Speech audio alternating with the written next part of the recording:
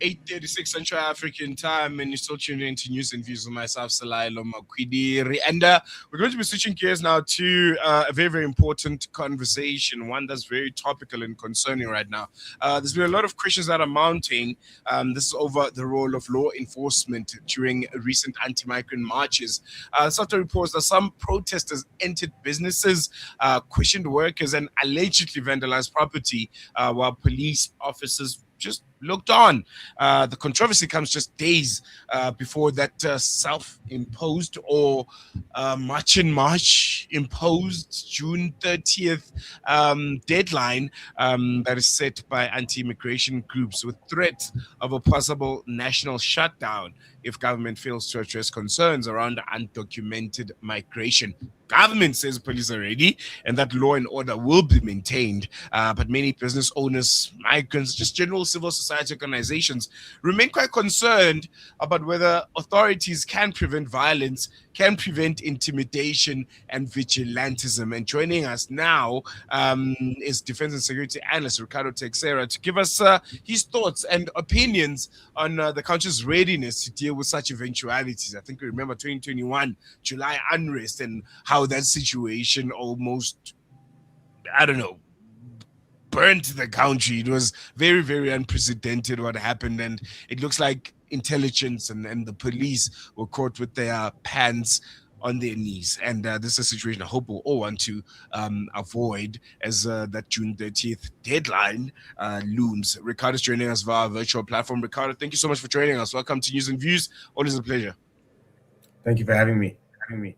Pleasure as well. I want to jump into just your quick analysis of the status quo right now. When you look at the state of the country, you look at how police and generally how our security services have dealt with the recent anti-migrant marches.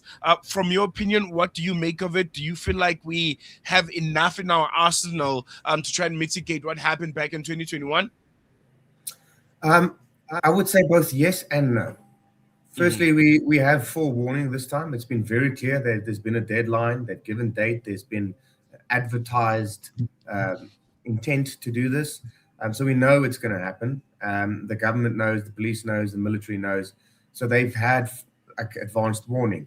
Whether they've used that to prepare appropriately remains to be seen. I do think it was a good move on the acting police minister's part to bring in the private security industry. Just from a human resource standpoint, that's about 600,000 security guards that you can then bring into this, which are not only a deterrent, but also eyes and ears. They give advanced warning. And the larger companies that have stepped forward, such as G4S, Fidelity ADT, and Protea Bidvest, they have a little bit of their own riot control capabilities for their clients. So that bringing that to the table is it helps. But whether it is going to be enough, we'll see. I mean, the public trust in the police is at an all-time low. Just seeing everything coming out of the Madlanga Commission and seeing everything that's been happening with the SANDF in terms of its underfunding and being called in to assist the police across the country.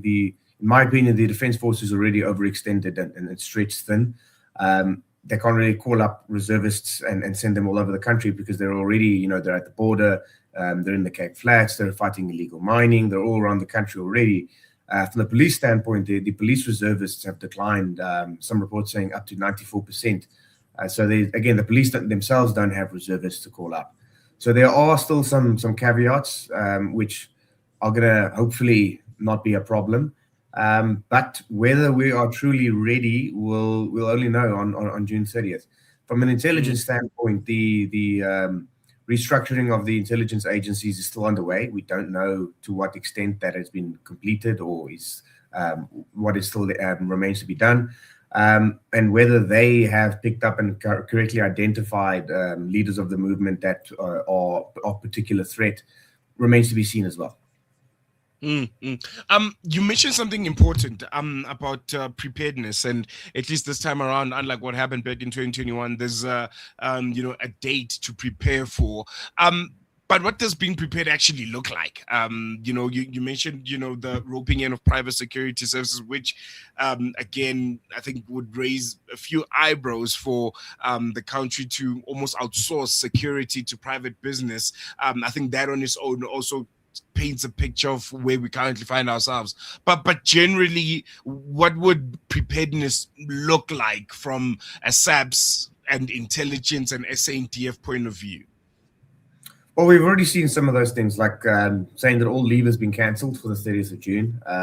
Some of the other things which we won't typically see, but would give you a hallmark of being prepared is, forward deploying troops to certain areas, like Joburg South, to the Cape Flats areas, to Pietermaritzburg, to Polokwane and Mpumalanga, to areas where violence is expected, to forward deploy troops there with riot gear, and police officers as well with riot gear, to set up, again, medical centers close to these places and have medical equipment ready to go, and medical supplies such as blood ready.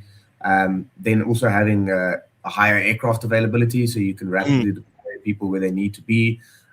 Deploying drones for surveillance and setting up in certain areas, checkpoints where if the march is expected to go to this area, to ensure that there are no weapons, along the highway or those avenues of approach, to then have pre-positioned forces there.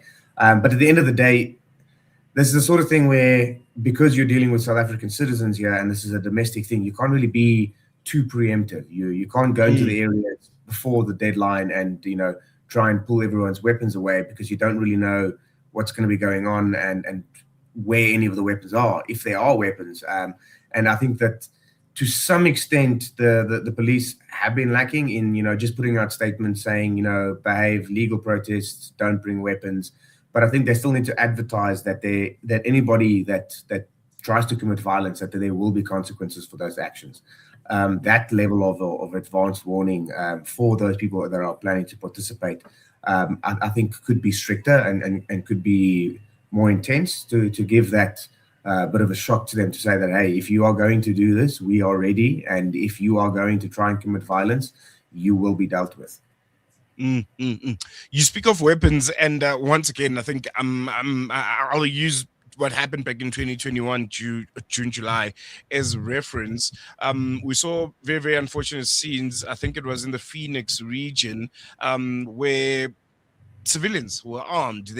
They had weapons. What's your thought on this? We saw people being killed, being shot. I don't remember the number exactly, but there were a few casualties. Your thoughts on civilians arming themselves and having these community security groups and them being as armed as private security these days?